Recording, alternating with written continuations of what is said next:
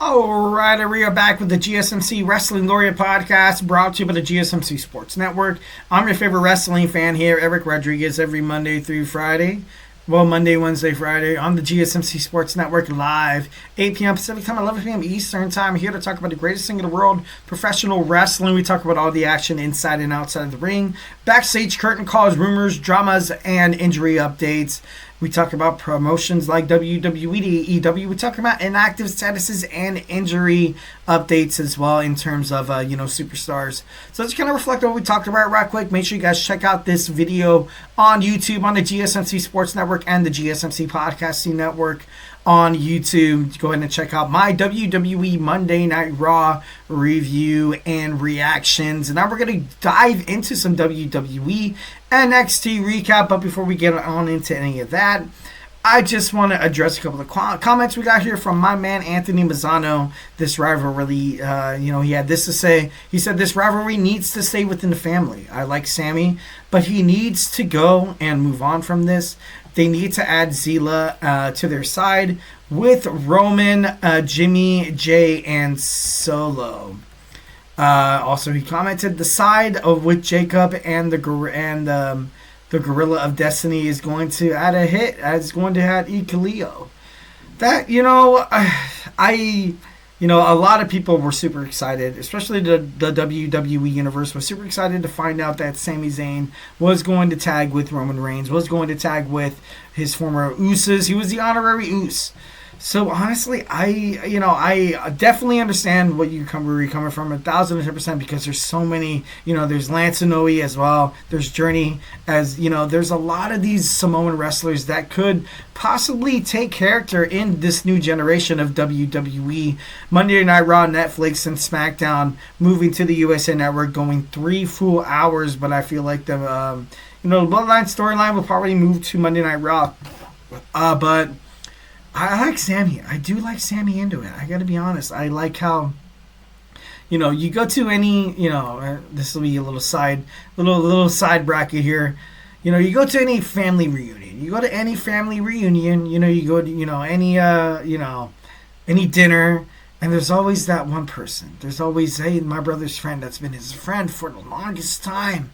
He's part of the family. He's a brother to me. Maybe he ends up dating the daughter. Maybe he ends up, marrying her. Or maybe Sami Zayn, maybe he is that guy. Maybe he is that guy that, he's part of that bloodline. He's like that guest. He thinks he's part of the family. And then, he makes bad decisions. But then again, that's Jay's guy. So then he makes these bad decisions and they accept him back, but then maybe he makes another bad decision and another. Or maybe he makes a good decision, who knows?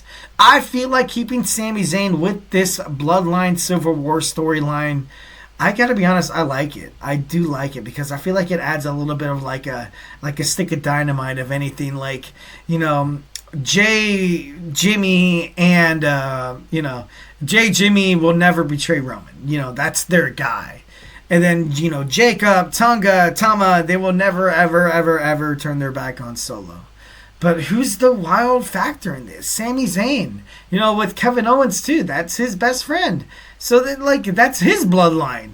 Sami Zayn, Kevin Owens, are, that's their own bloodline there. They're both Canadian wrestlers.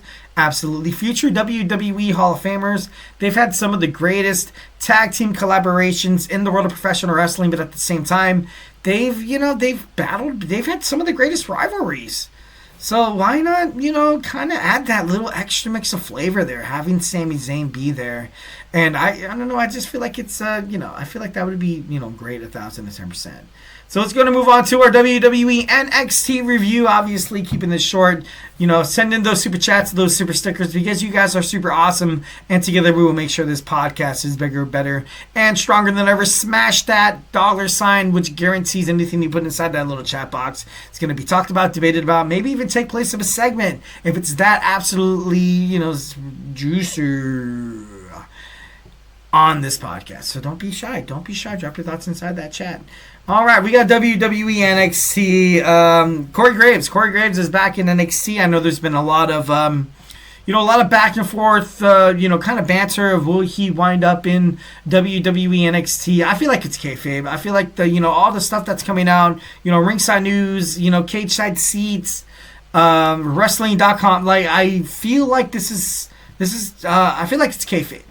And Corey Graves, I'm not a huge fan of Corey Graves. I've kind of ultimately explicitly said that on this podcast. But I ultimately feel like, dude, like, you're never, ever, ever, ever going to outshine Pat McAfee. And I'm sorry, you're not going to. You don't really have the great nature. You don't really have that great, chemistry with Joe Tessitore or Wade Barrett. So, you stick it with Vic Joseph and, Booker T, who are absolutely phenomenal together. And even when you see him on the shows, and, I've noticed this on the two shows, he's been part of 2 shows on NXT. I just, as a wrestling fan, and, like I said, I'm not a huge fan of Corey Graves, but it just doesn't really seem like he's perfect there. And that's nothing against Corey. Absolutely nothing against Corey Graves whatsoever. He's been with Michael Cole for so long. Maybe that's a ploy by WWE to be like, hey, like, why, ever since Pat McAfee's back, why do you go balls deep for, Pat McAfee instead of keeping Corey Graves on the mix? That could definitely be an argument. Corey Graves, he's been with WWE for pretty long. Obviously, he was a wrestler. And then, he kind of had that Bret Hart, injury where he got really badly concussed. After that, he stepped inside the ring. It was never really the same. He was really groggy. He was feeling disoriented. He was feeling lightheaded. And, sometimes when you get hit in the head, it doesn't ever kind of be the same again. But Corey Graves, you got to throw some respect. I do respect Corey Graves, and I do love the fact that maybe he could potentially be a spot in NXT. Maybe. So we got WWE NXT review. We had, the Dawn of NXT defeat Rich Holland to retain his NXT North American Championship. You saw Shawn Spears and Izzy Dame on the sidelines. Is the Dawn of NXT potentially creating an unlikely, deathly alliance between Izzy Dame and Shawn Spears with, Luca Cristofino, Stax Lorenzo, and obviously Adriana Rizzo. It would be quite of a twist to be like, hey, I'm done with my family. I'm gonna jump on these guys. But I don't think it's anything, I don't think it's anything to be worried about. I feel like, the Dawn, classic misunderstanding. He even attacked Shawn Spears at the end of the match and was like, dude, what are you doing here, dog? What are you doing here? So then you saw Trick Williams in the back slap the crap out of Wesley. Was actually pretty cool because this new Wesley character, and I ultimately felt like this slap made him feel like kind of like a total little B word. Kind of killed his character. I feel like Trick Williams, obviously, the former WWE NXT World Heavyweight Champion. It's kind of hard to, just drop the title and be like, I'm Billy Badass once again.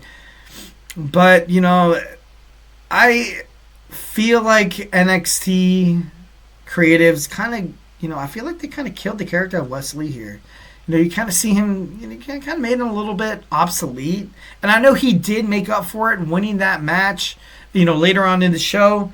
But, Wesley was this guy who came back to challenge for, Oba Femi's WWE NXT North American Championship. Everybody thought his career was done. He thought his career was done. He had to learn how to walk again. He had a very bad back injury, and then he comes back to NXT. He can't get his North American Championship back. He wants to retire. Zachary Wentz and Trey Miguel from TNA, from the Rascals, come back to be like, hey, let's get it going again. And then he turns his back on the Rascals, and then now he's causing drama in the backstage with Javon Evans, Cedric Alexander, and now he's starting drama with the former NXT World Champion Trick Williams. Not really the best bet, bro. Not really the best thing for you to do. Because I do believe in some of the talents that Wesley ultimately kind of prevails in terms of his matches. But, I feel like he needs a storyline. And I feel like this, This isn't a storyline. This is more or less just for NXT to be like, yeah, Trick lost the championship, but we're going to put him up against a prominent former WWE NXT North American champion to be like, hey, you know what, Trick Williams still got it. But so once again, like I said, I feel kind of bad for Wesley there. Bayley came out. Obviously, her and Gulia were confronted by Roxanne, Perez, and Cora, Jade. And first and foremost, I got to be honest, I'm a little upset. I'm a little upset at this CW presentation, this production. You had 4 big names in the WWE universe, and then you cut to a commercial. You have these girls like fighting it out in the back. You even saw Dion Lennox's, his entrance in picture-in-picture. And, no sound, no nothing like that. And, I get it. But then again, this is a huge reason why a lot of sports probably are kind of shearing away from cable television here. Once when the CW, and I'm not trying to be like a jackass or anything like that. Obviously I do live in Southern California. When the fires were happening, I remember I turned on NXT New Year's Evil. I was like, dude, I can't freaking wait for this crap. I mean, not crap, but like this awesome crap. I'm just kidding. No, but... And then it was like, hey, honestly, we couldn't show you this because of the coverage of the fires. And that's something that cable television, that's where they make their money off of. And I got a little upset. I was like, what the heck is going on? I was forced to check up, results on, on the online. Thank you, Bill Gates. I'm just kidding. No. Moving on. But overall, I was like, I don't know. I don't know why they had a commercial during these 4 girls' confrontation. I felt like it would have been pretty badass. It would have definitely made these girls' little conflict they have and the match that they will have, be a little bit more intense if they kind of, you see it on Monday Night Raw all the time, WWE SmackDown, where everybody runs out. You see Jamie Noble, you see Jason Jordan, Kenny Dykstra. You see all of them come out, all the referees be like, hey, stop it. And then all of a sudden, like, let's just go to commercial. And you're like, what? Why? So that honestly kind of rubbed me the wrong way. And I know I don't seem as much passionate about it, but I am. Just kidding. Moving on. We say Kehlani Jordan and Jada Parker come face to face. Kehlani Jordan, obviously, she was confronted by Zari and Solruka, basically telling her, hey, it's going to be okay, Kehlani, it's going to be okay.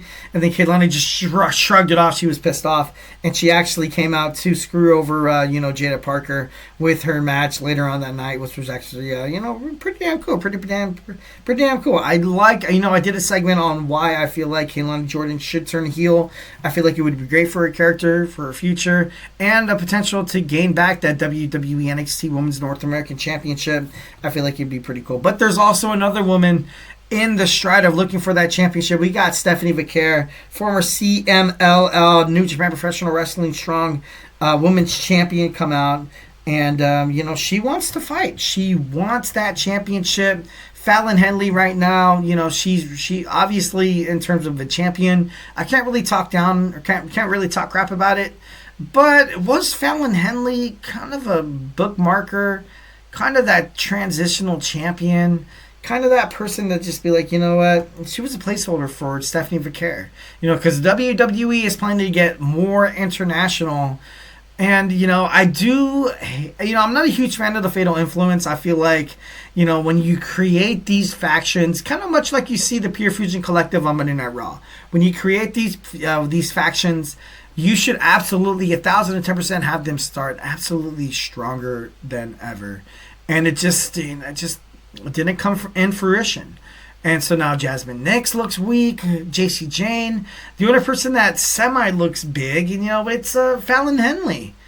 And, I'm not saying that she hasn't paid her dues to kind of be the face of the NXT Women's North American Championship, but it just, wasn't the same. Lexis King defending his NXT Heritage Cup against Charlie Dempsey. We had a 1-1 bout until round 4, where you saw Lexis King finally embrace his roots and blatantly low blow when the referee's back was turned. He kicked up that heel up in Charlie Dempsey's down under. There's a lot of things about this. Obviously looking on the bright side, trying to play devil's advocate here. Lexis King really didn't have a choice. Miles Osborne, Miles Bourne, we had, Tavion Heights. I don't know if Ren Sinclair got involved, but, what was his last choice? What was his only choice? And second of all, obviously blaming Lexis King for being like, dude, you're no better than your father. I like it. I do like this for Lexis King, 1,010%. I often kind of compared him to like a younger version of Y2J Chris Jericho. Maybe it's the the black hair and the blonde hair and all that stuff. Maybe that it is, but he has an aura around him. He has this confidence. He could be on the mic and he can actually, he can cut a pretty decent promo, and that's something that Y2J, when he debuted on Monday Night Raw, the countdown, like it was pretty badass. It was cool. So I feel like Lexis King is in the right spot right now. At this point, Naomi and Bianca Belair address metaphor. Andre Chase backstage is still on a mission. He's still missing Chase U, but he wants to be a successful singles wrestler. Are we going to see? We saw Carmen Petrovic pick up the victory against Jada Parker thanks to a distraction by Kaylani Jordan. And Kaylani Jordan and Petrovic are a little, they're buddies. They're buddies. So maybe that's a future heel program that they can have in the future. And we saw Stax and Lorenzo lose against Jensen and Vance in the main event. We saw Austin Theory and Grayson Waller come onto NXT. So I guess there's no breakup. We're not going to see these guys break up. Austin Theory and Grayson Waller will probably be part of this. Portal, this transfer portal from SmackDown to WWE NXT. And then in the main event, we saw Oba Femi defeat Eddie Thorpe for the NXT World Heavyweight Champion. Sitting ringside, you saw Theory, which seems to be Oba Femi's next victim. He was kind of, throwing some bad juju toward him. Trick Williams at the end of NXT comes out and states that he is still interested in becoming having another run for an NXT championship. All right, guys, so we do not go in here where we're going to talk about Logan Paul calling out the UFC star Conor McGregor. So grab your favorite snack, grab your favorite ice cold beverage, and join me here in about 25 seconds. So do not go anywhere.